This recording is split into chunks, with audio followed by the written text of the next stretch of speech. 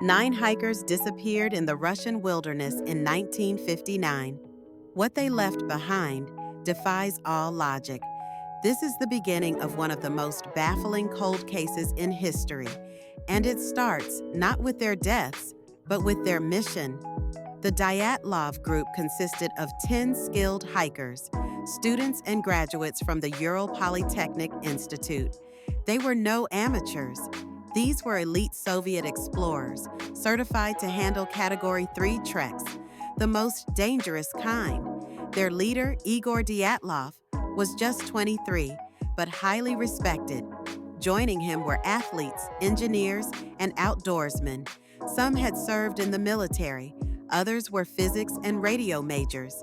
In late January 1959, the group boarded a train to the edge of Siberia. Their goal, Mount Otorten, whose name in the native Mansi language means "don't go there." The route was calculated, mapped, and approved, and yet the place they ventured into would be renamed forever as Dyatlov Pass. After arriving in the remote town of Ivdel, they began skiing toward the mountain. Spirits were high. Their diaries spoke of jokes, songs, and even building a small snowman for laughs.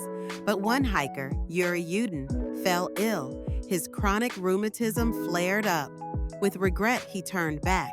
The remaining 9 wished him well, unknowingly saying goodbye forever.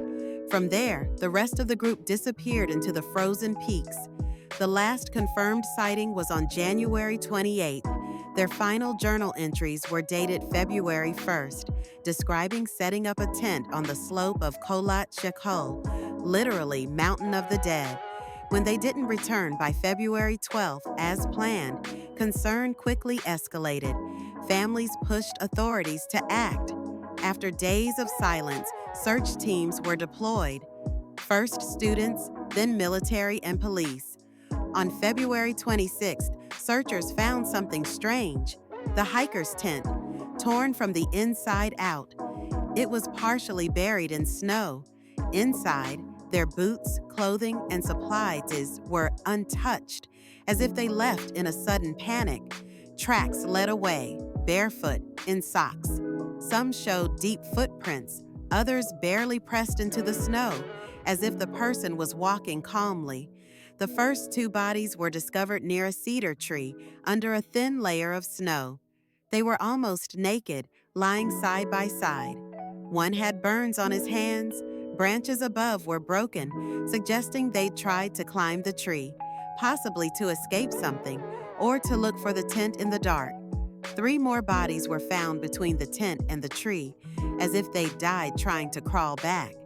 The remaining 4 hikers were missing for over 2 months. When they were finally found, buried under meters of snow, their injuries were beyond explanation. But that story belongs to episode 2. What could have made 9 logical, highly trained hikers flee into 30 degrees C Siberian night without shoes or gear? What fear was so powerful? It overcame the instinct to survive. Soviet authorities would classify the cause of death as an unknown compelling force. And then, quietly, they shut the case. But the questions, they never stopped. This is episode 1 of the Dyatlov Pass Conspiracy. Subscribe to Make Studies and join us in episode 2, where we explore the discovery of the bodies, the shocking autopsy results, and the first cover-up of what really happened on that mountain.